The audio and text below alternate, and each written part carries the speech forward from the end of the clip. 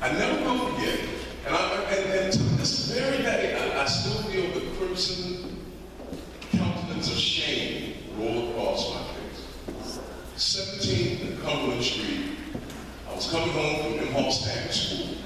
Eugene came out of Lanier Street. And I was so terrified.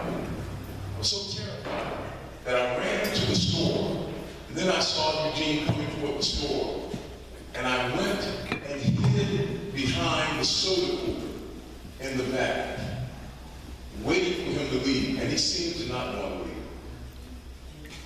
The owner of the store, I never will forget this, and I'm embarrassed almost to say that, the owner of the store came over to me and said, "What are you doing over here?" He thought I was stealing, which at that time in my life was not a far-fetched notion.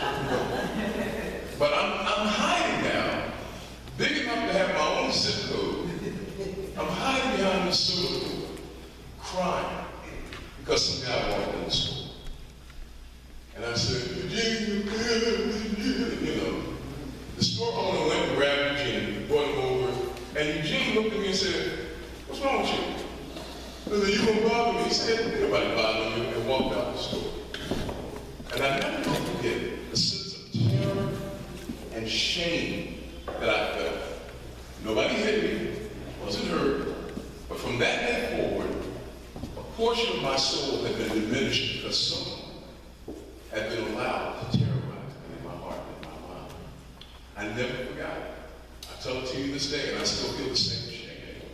Dr. James Gilligan, the former psychiatrist for the state of Massachusetts Correctional Facilities, wrote a book called Violence in American Epidemic, in which he laid out the notion that the basis for human societal violence is always rooted in the sense of self-eradicating shame that people feel when they don't have the power to confront those things that are either controlling them or diminishing them.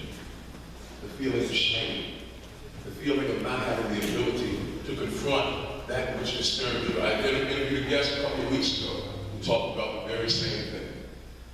Bullying speaks to that level of shame. And today, we're going to unpack that, and we're going to take a look at ways that we can construct our pathway out of that. We're going to share some things, some of them close to the bone like I just shared, and we're going to try to find and come up with alternatives to confronting those. We're going to talk about those who bully, because the real question isn't who are the bullies and why did they do that, but what happened to them that led them to become bullies.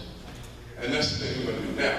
In order to create a safe place, one of the things we like to do when we start any gathering like this is give people an opportunity to kind of warm up the room themselves, to meet one another, talk about just amongst themselves. Since we're all at tables, this is a great opportunity. Does everybody know everybody at the table? You all do?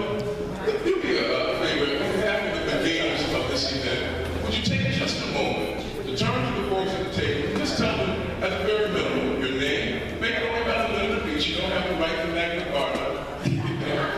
Make it about a minute. Turn to the folks at the table. Tell them your name. Tell them what you hope to get out of this gathering.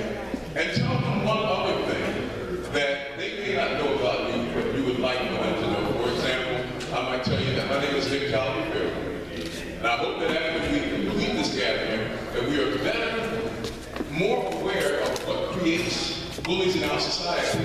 And there's something that you don't know about me, but I'd like you to know, and that is that my name is not actually Nick. What agency of the law I'm running from comes here. That's another story. So if you'd be so kind,